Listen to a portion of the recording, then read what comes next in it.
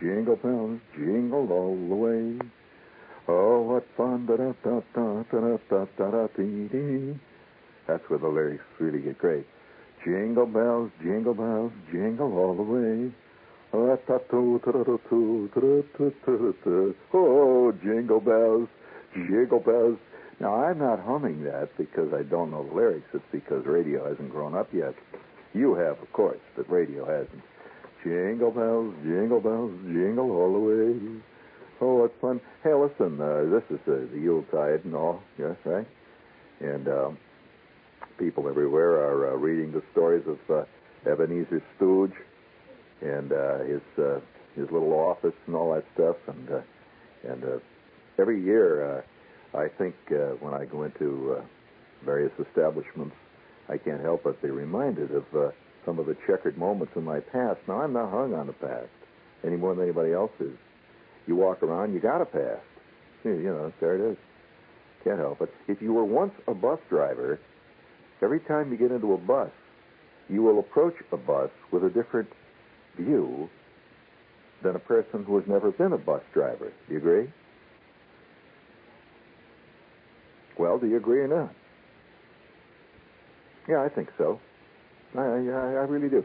If you once played third base for the Yankees, you will watch a ball game with a different set of attitudes than, say, a guy who never played anything more serious than snooker. Do you agree? Right, okay. Now we're agreeing. Now we're getting onto some basis here of agreement. Well, just about an hour and a half ago, I was in Macy's. Now, for those of you who are not living in New York and not fortunate enough to live here in Trouble City, hey, that's not a bad word, Trouble City. But for those of you who are not fortunate enough to live here in the city, you probably have missed some of the great Christmas moments of all times, and that's when Macy's is really swinging into full operation at Christmas. It's an unbelievable thing. You get on that Macy escalator, it's like you're on a direct pipeline to the ultimate consumer, the ultimate shopper's heaven. I mean, the frenzy of buying is in the eyes of every lady on those great escalators going up and down. Do you agree, Andy? Fantastic. And every Christmas time, I just look forward to going into Gimbel's and the Macy's and Magnificent Alexander's just to see the look in the eye of the ladies with their shopping bags charging around. And I have a feeling that if you threw old ham bones on the table there and it says 98 cents special, a great Christmas gift, thousands would crowd around and buy them. Just there, It's a frenzy. It is. It's just a phenomena. Well, the other day, see, I'm going up the escalator, and I'm just there soaking up the atmosphere. I really dig it. And there's thousands of people going down. They go down right next to you. See, you're going up, they're going down. Have you ever had that sneaking suspicion when you're waiting to get in to see a movie and you're in a line there and you see this crowd coming out? They've seen it. You haven't seen it yet, see. They're coming out. And you look at their faces for some sign. And when you see a whole bunch of people coming out, and they got these bored looks on their faces, and you just bought a $4 ticket, and you're waiting in line, oh, no, another bomb. Oh, I believe Judas Christ again. When am I ever going to learn? Oh, my God.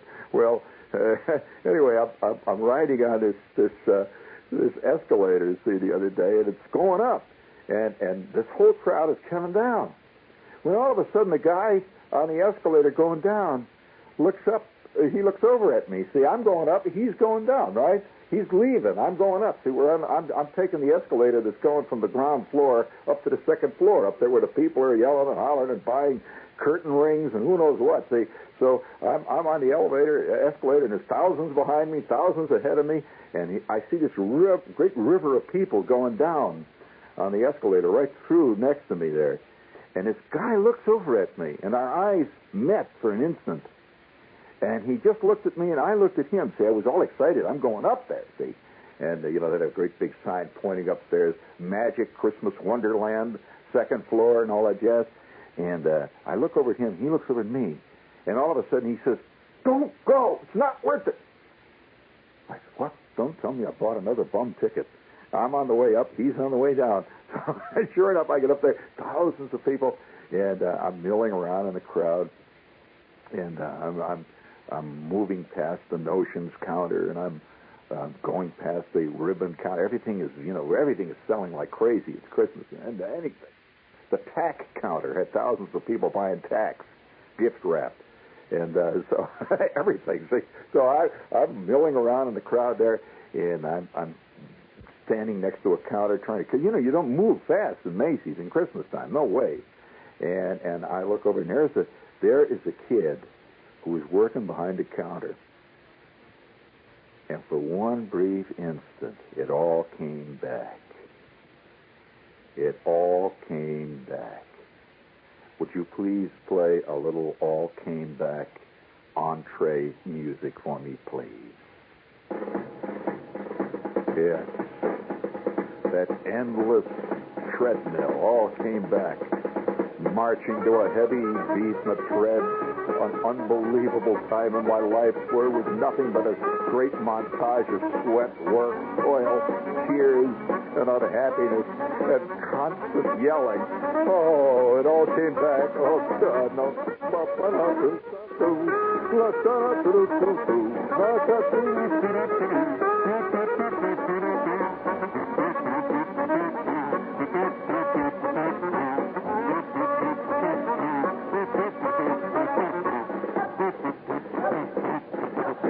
Pick him up there.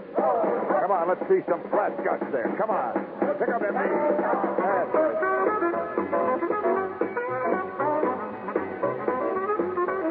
Out, that's it. That means out. Well, when I do that, it means cut it, right? So anyway, I'll never forget that scene. I've never told this story on the air. I'll guarantee you this. Because, I think when you tell stories and so on, there are certain things that just don't seem to occur to you. Like the other day, for example, I'm sitting with a buddy of mine, and I've known this guy for years. And one day we're sitting there, and all of a sudden, without any preface or reason, he says, "Hey, did I ever tell you about the time I was a motorcycle racer?" I said, "Stanley, I've known you for 5 years. You have never mentioned when you were a motorcycle racer." Oh, gee. Yeah, come think, I guess I never did tell you. Have you ever wondered why I limp? Why one foot is 7.5 inches shorter than the other one? Well, Stanley, I don't ask a man about things like that. He says, yeah, I used to be a motorcycle racer. I raced in Italy, France, Japan, Australia, the Antarctic. I said, but Stanley, you never told me this. He says, yeah, well, I guess I never thought about it. I said, but Stanley, why the hell do you tell me such trivial stuff like the time you met this girl named Clara in Oshkosh, Wisconsin, and you bought a double-dip ice cream cone at the Carvels, and you'll bore me with a story like that for 4 hours. And you have never told me about the time that you raced as a motorcycle racer in Italy, and half of your foot was cut off and a motorcycle blew up. So I never thought it was important. Yes, that's quite right, friends. The truly important things in our lives we never think are important. That's why most stories that people tell you are indescribably boring. Because what most of us think is important is absolutely trivial. What is important, we never talk about. Like a friend of mine. Would you believe it or not, I knew this guy who was kind of a dignified newsman type. And out of the blue, he just mentioned one day, did I ever tell you about the time I got wounded at Pearl Harbor? He was at Pearl Harbor and got shot by a Japanese Zero. He's one of the first guys to ever get hit by a Zero. He never thought it was important enough to talk about, but he talked endlessly about his new Chevy. I mean, I'm sure that there must have been guys hiding in the bushes the time that Richard the Lionhearted rode by. With one of those crusades they had. Remember those crusades? You remember when you used to read about the crusades when you were a kid? Well, Richard the Lionhearted was involved in those things, And there must have been some peasant squatting down in the weeds, and Richard the Lionhearted go by, wearing the golden breastplate, and he's got a big banner flying, and he's got 17 outriggers, and he's got 9 knaves beating the weeds for him in front and in the back. And about 19 years later, Wamba, the peasant, is sitting there eating curds and whey, or whatever it is that peasants ate in those days, and his wife, Gurith, said, anything important today? So did I ever tell you about the time Richard the Lionhearted marcheth past? She says, you saw Richard the Lionhearted? Yeah, kind of a little guy. End of story. So I've never told you this story. It forever made me fantastically involved in the world of the department store. The world of the department store. This is WOR, New York. Speaking of the department store, we'll lay about 7,000 commercials right where they'll do the least good. I mean, you know why we put all those commercials in the show? To separate the real listeners from the dilettantes. Takes a real listener to listen to 1,800 commercials for hair oil, and they get this one nugget, this one gem. But nevertheless, I'm going up the elevators, or rather the escalators. I'm a great escalator rider. I love to ride escalators. And you know why they put those little things on the side of the escalators, like little pieces of metal sticking up? You know, that's to prevent guys from jumping up and riding the railing, that rubber railing down. Did you know there was a period when guys would do that? Oh, sure, if there's anything possible, some klutz will do it. And then it'll become a fad, and 1,000 klutzes will do it. So, that's known as the herd instinct. So they had to put those little barriers up there. So if a klutz tries to ride the rubber railing up and down, he's going to also remove large pieces of skin from very sensitive places in his body. But nevertheless, I'm riding the escalator up at Macy's, see, and I get up to the second floor there after my brief encounter with the guy on the down escalator, and I'm in the middle of the big crowd, and I look across the counter at a kid working behind a ribbon counter or some counter there where they had buttons, or they were selling geranium seeds or some great thing like that. And he's got this look of total harassment. I know that look. I just looked at him across the counter, and he looked at me. See, I looked like a customer, which meant, 20 million marks, totally undistinguished one from the other. But I looked at him and I said, buddy, I've been there. He says, really? I said, oh, boy. Well, I have never told you about my fantastic experiences working for a big department store. Have you ever worked for a big department store? You mean you had to think that long to remember? That's like saying, were you ever a paratrooper? And you'll think, no. Listen, you either worked there or you didn't. You're either pregnant or you ain't. There's no in-between, buddy. And once you have worked in a big department store, you will always say, yeah. Well, a department store, for those of you who have never worked in one, has a very intricate social structure. Yes, and it has all kinds of intra-store rivalries, romances, hatreds. It's a complete city in itself. In fact, it's a complete nation. It's even bigger than that. It's a complete world in itself. It's totally separate from the rest of the world. And it has very distinct hierarchies. And within the entire world of the department store, there are, for example, the elite. You may work in an elite department. You can then work also in the equivalent of the slums. And it's right on your card. You can't kid anybody. You cannot pretend you're working in an elite department when you're actually working down in the pot handle repair department, which is, way down there in the nothing world. Well, my first experience in the department store world came when there was a bulletin board announcement when I was in my junior year in high school.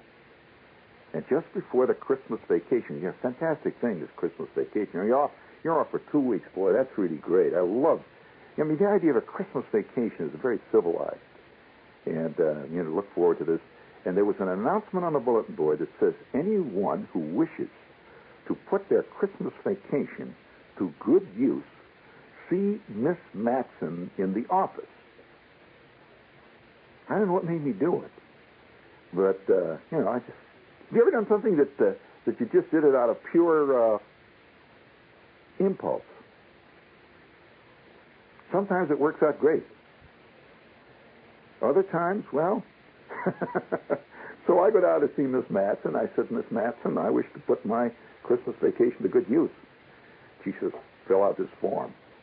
At which point I filled out the form, which told where my address was, which told the phone number at home, which told what hours that phone will be manned by a sucker who was going to answer it, which, told what grade I am, whether I had working papers, et cetera, et cetera, et cetera. And I gave her the form. Well, about 2.5 hours after I got home that night, Christmas vacation was only hours old, the phone rings, and Mr. Moss was on the phone. Now, I didn't know who Mr. Moss was at that time. I grew to both love and hate Mr. Moss. Mr. Moss, turns out, was in the personnel department of one of the biggest department stores in the world. Yes, the famous department store. I'm not talking about a local, small-town department store. I'm talking about one that has, let's say it has more employees than Magnificent Alexander's in the Bronx has customers in a week. A fantastic place, see? And the phone that says, hello, this is Mr. Moss. And are you the young man who filled out the form in high school today? And I said, yeah. I said, well, would you be ready to go to work tomorrow morning at 7:30? I said, yeah, where? I didn't even know where it was. So the word Marshall Field. I said, Marshall Field? He says, yes, Marshall Field. He said, my name is Moss, and we like the looks of your application. And if you'll be so kind as to appear at my office, the personnel office, at 7:30 tomorrow morning. You know, we open at 9. We'll be ready to put you to work at that time if all things are proper and in order. Yeah, okay. So at 6 o'clock in the morning, I am out. I'm getting my new sport coat on. I'm all excited. You know, Marshall Field, this is like getting a call from the Vatican. If you're a shopper, I mean, Marshall Field is the ultimate. And their Christmas is the ultimate. I don't know whether you know anything about Marshall Field's Christmas. It's out of this world. So about an hour later, after an infinite bus ride, I am sitting outside of Mr. Moss's office with about 1,500 other kids, all sitting out there waiting nervously. And the door opens, and one after the other, we are called in. And the kids never came out. They would be called in the office, and they would disappear. And I'm sitting there, the crowd is getting smaller and smaller. And finally, I'm called, and I go in, and I'm talking now to a tall, thin lady with black-rimmed glasses. She says, is this your name here, Sherp? And I said, no, it's Shepherd. She said, oh, well, looks like Sherp here. Let me see. Would you stand up? And I stood up. She said, turn around, please. I turned around. She said, sit down, please. I sat down. She says, would you please say thank you for me? Thank you. She said, would you say that again? I said, but I sensed immediately that that's significant, saying thank you. I said, oh, thank you. Oh, very good, very good. She said, all right, here. She said, she takes a green slip and she writes something down on it, and she goes, she stamps it 3 times.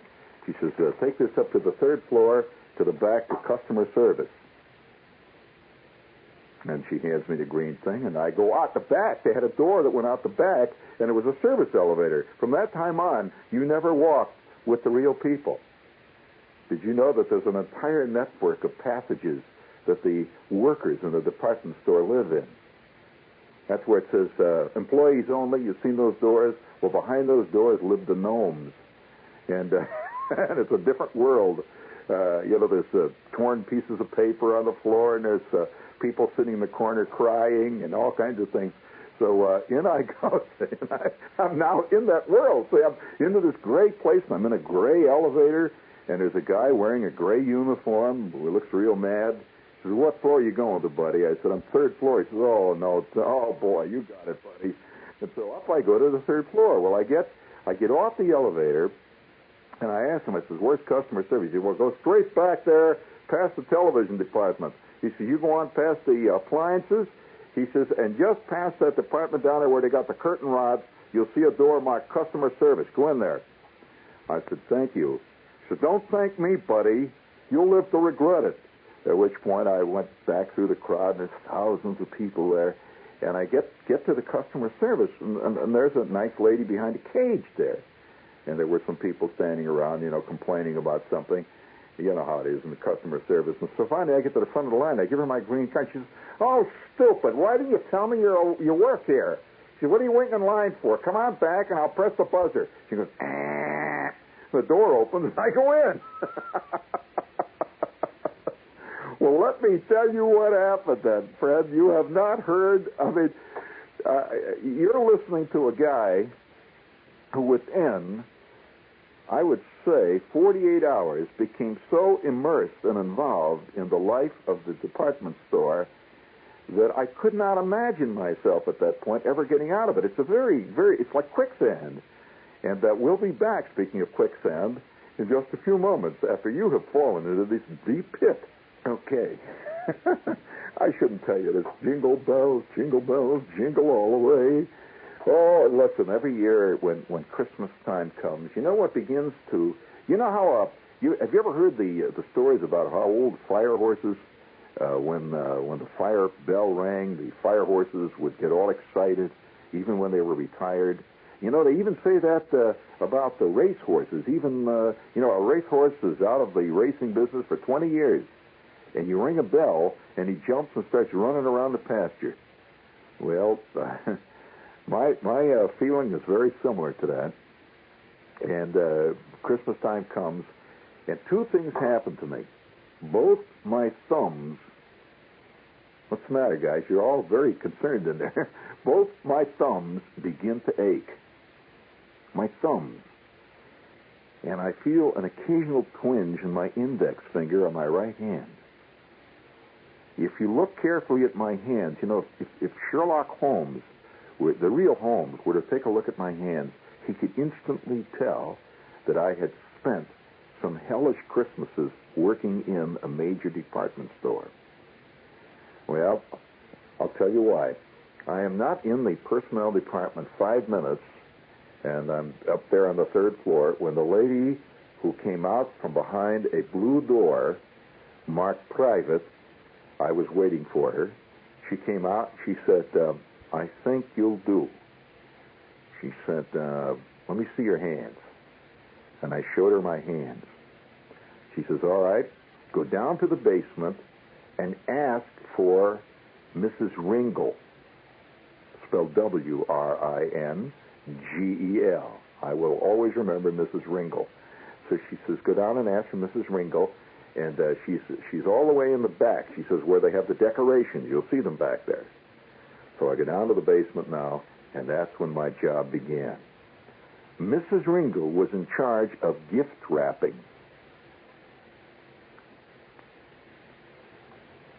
Now, does this mean anything to any of you? Does it mean anything to you, Will? It doesn't. Have you ever seen a gift wrap package? Did you know that people did that? You're so serious today, Will. Yeah, well, it looked like I was asking him a question that had to do with psychological aberrations. But nevertheless, here I was science, and I'm proud of it. You know, I maintained that skill to this day. I went through a course in Mrs. Ringel's department, 3-day course in gift wrapping. Artistic gift wrapping. I'm talking about big-time gift wrapping. I'm not talking about somebody that just puts your bottle of perfume in a bag that has holly leaves on it and then puts a piece of tape on the end. But I'm talking about real gift wrapping. And for 3 days, along with 15 other kids, we were in a room in the back in Marshall Field. This was just before Christmas. In the back, learning how to gift wrap. I mean real gift wrap. With the silver foil papers, with the elegant ribbons, making rosettes. You know that I can make a rosette right now. It may surprise you, Andy. You've seen those big yellow gold rosettes, those big rosettes? Well, I can make a rosette in about 30 seconds flat. To this day, yeah, I can really do it. I could take a canoe and gift wrap it. I really can. And you think I'm joking. Well, after 3 days of working in the gift wrapping school, they have a school there, and out of the group of kids that started the gift wrapping school, we started with about, I would guess, roughly 25 kids they had back there in that room. There were only 7 of us who actually finally graduated from the course. The others just simply couldn't cut it. Now, gift wrapping is a very curious, I'm sorry, Andy, you may not know this, but gift wrapping is a curious art form. And some people never can master it. No matter how much you teach them, they cannot use their imagination. See, because when you're gift wrapping in a department store, you're going to get thousands of different items, ranging all the way from some. Believe it or not, people would actually bring in things like a potato masher to gift wrap. You'd get a lawnmower, gift wrap it. Yeah, you think this is funny? You'd get things like, like a 3.5-foot high lamp, gift wrap it. People buy all kinds of wild stuff for gifts. And when we finally were selected, 7 guys, it was myself, one other male, and most of them were women. They were myself, yeah, because women have more, I guess, finger dexterity or something. They can really, they can really do this. And maybe it's because a lot of girls, when they're, when young kids, they sew or they embroider or something, and they learn to use their hands. Well, after our graduation, I'm put into the gift wrap department. And here were these veterans. I mean, there were ladies back there that have been gift wrapping since Diamond Jim Brady came in and bought a golden tiara for Sarah Bernhardt. And they gift wrap. Unbelievable package wrappers. I mean, if you want to see a skill, baby, I mean, they can make packages that look like works of art. Do you know that there are gift wrappers that are world famous? Some people, the art of wrapping packages and gifts, in not so much in America, but in other countries, say, for example, Germany, a classic example, and in France, the art of wrapping a gift package is a recognized art form, and they have even had shows of great packages, beautifully designed with great ideas. In fact, recently I had an idea of gift wrapping, and I did. I wrapped a whole series of gifts for a friend of mine to show him what could be done with artistic gift wrapping. I wrapped a series of gifts for him in colored comics. In other words, you get yourself some colored comic paper, just, buy a Sunday paper, like the news or something, and you got a whole bunch of colored comics. Use that for gift wrapping, and it comes out to be a beautifully wrapped gift if you do it well. If you know, and you can use contrasting strings and use in other words, the whole comic motif is used. Well, now that's an example of what I mean that can be done with gifts. So here I am, after about the first week or so, I am being graduated now after first wrapping little square packages to the real thing. And one of the great moments in my life is when Miss Winkle, who was this very, very elegant lady who had started the gift wrapping department at Marshall Field back in the days when Marshall was just getting to know Mr. Field. When she came back and she said, who wrapped this? Who wrapped this? And she had one of my packages. And I said, oh, God, I'm in trouble now. She says, which one of you did this? And I said, I did. She says, well, I want to tell you, this is a beautiful, beautiful example of the kind of work that we want to turn out here. This is magnificent. I said, gee, thanks. And, that was a real accolade.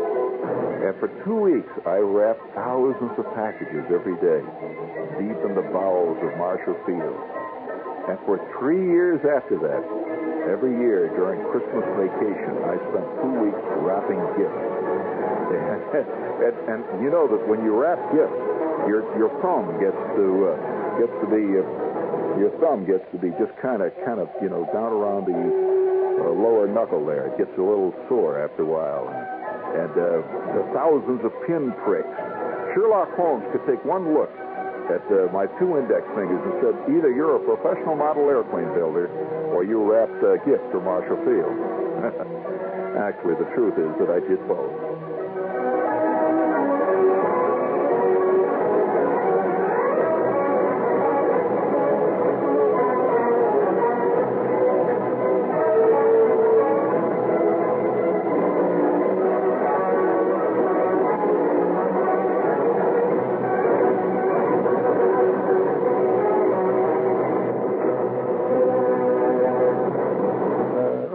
is WOR New York. Stay tuned for In Conversation.